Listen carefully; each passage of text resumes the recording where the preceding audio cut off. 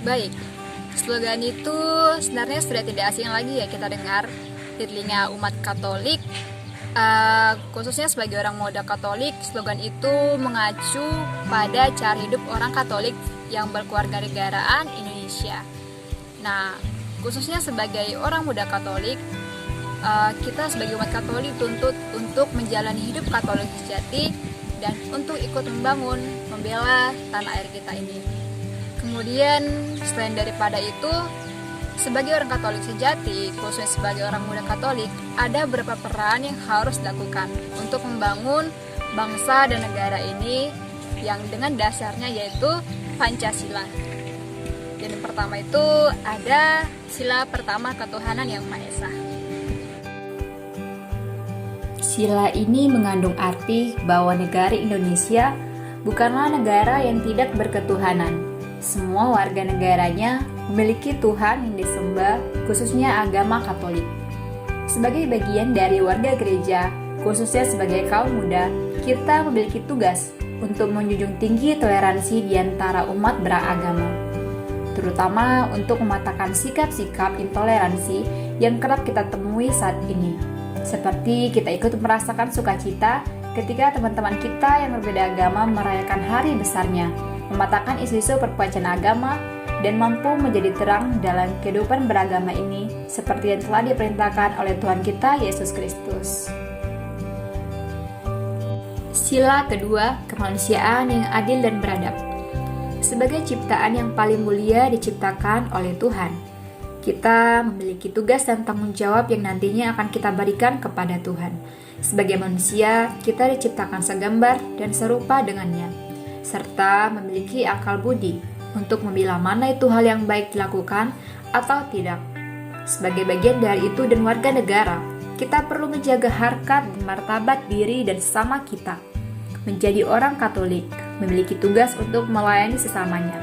Oleh karena itu, kita perlu merealisasikannya dalam kehidupan sehari-hari, seperti menolong orang-orang yang berkekurangan di sekitar kita, orang-orang yang memiliki keterbelakangan mental, bahkan ikut berpartisipasi dalam kegiatan relawanan untuk mampu menolong lebih banyak orang. Sila ketiga, persatuan Indonesia. Masyarakat yang plural pasti tidak akan pernah terlepas dari kecenderungannya terjadinya konflik. Seluruh lapisan masyarakat tentu belum semuanya mampu menerima keberagaman yang ada, yang mana didasarkan pada pemikiran primitif yang cenderung membuat bangsa ini tidak maju di tengah-tengah peradaban dunia. Karena itu, sebagai orang Katolik dan orang muda, kita mempunyai peran dalam persatuan ini.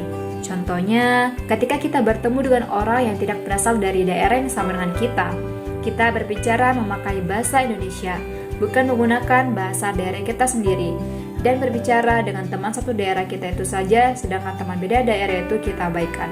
Serta masih banyak contoh lainnya yang bisa kita lakukan.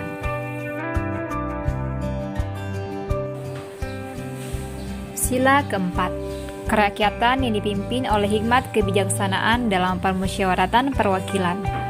Sebagaimana yang disampaikan dalam sila keempat ini, kita perlu memberi diri dalam hidup kemasyarakatan kita saat ini. Karena kita semua tahu bahwasanya Tuhan kita sendiri menghendaki kita untuk hidup berdampingan dengan sepakat satu sama lain untuk mengejar damai sejahtera.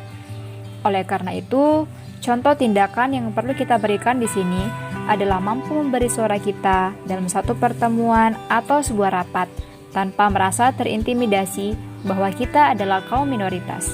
Justru dengan kita memberi suara pada suatu pembicaraan itu, kita telah menunjukkan bahwa sebagai orang Katolik, kita benar-benar terlibat menciptakan keputusan terbaik bagi banyak orang.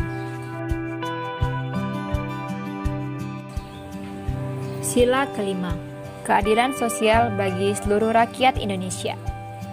Keadilan, sebuah kata yang amat sederhana tapi tidak semua orang dapat melakukannya. Kita masih bisa melihat beberapa orang, bahkan ternyata orang yang dipercaya oleh rakyat sendiri, memakan kepercayaan tersebut dengan tindakan-tindakan kotor yang menyayat hati rakyat. Maka dengan itu orang-orang Katolik yang kembali lagi pada kaum mudanya harus membantai sikap-sikap demikian yang dimungkinkan di kemudian hari bertumbuh menjadi sebuah monster yang merusak citra negara ini. Ada beberapa contohnya, yaitu dengan cara kita berbagi makanan atau minuman. kita tidak memandang suku, agama, ras, dan perbedaan yang dimiliki. Justru kita bersikap adil dan seimbang yang menunjukkan bahwa kita benar-benar seorang Katolik yang meneladani Tuhan kita dan mencintai Indonesia seutuhnya.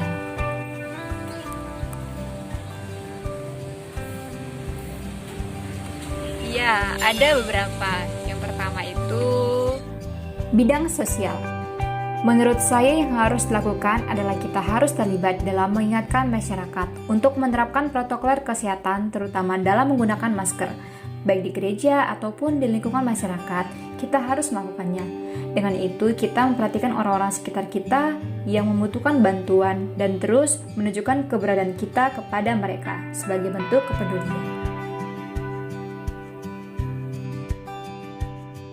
Lalu, dalam bidang ekonomi, sebagai orang Katolik yang mencintai Indonesia ini, kita bisa mulai berjualan hal-hal kecil yang memungkinkan negara ini tetap kokoh bertahan di tengah pandemi ini.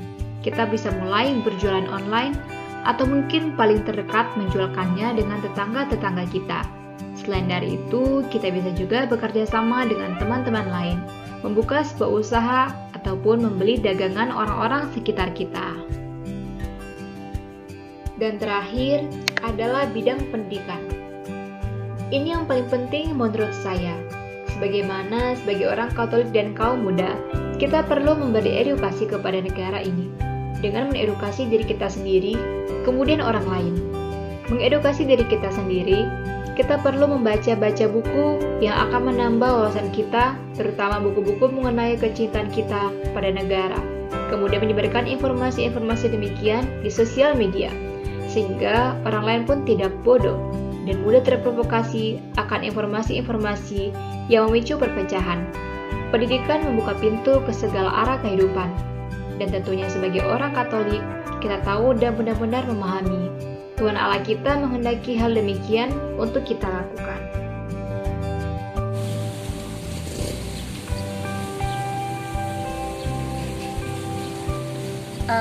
Pada dasarnya, orang Katolik adalah orang yang hidupnya menggereja dan hidupnya di bumi ini adalah persiahaan. Maka, sebelum kita semua kembali kepada Allah Bapa, kita seharusnya menghasilkan buah di bumi ini dengan melayani orang-orang sekitar. Menjadi berkat bagi bangsa dan negara, mencintai Bhinneka Tunggal Ika, mengamalkan Pancasila, dan menghidupi keberagaman yang ada dengan damai yang telah Tuhan berikan kepada kita semua. Aku, kamu, kita, 100% Katolik, 100% Indonesia.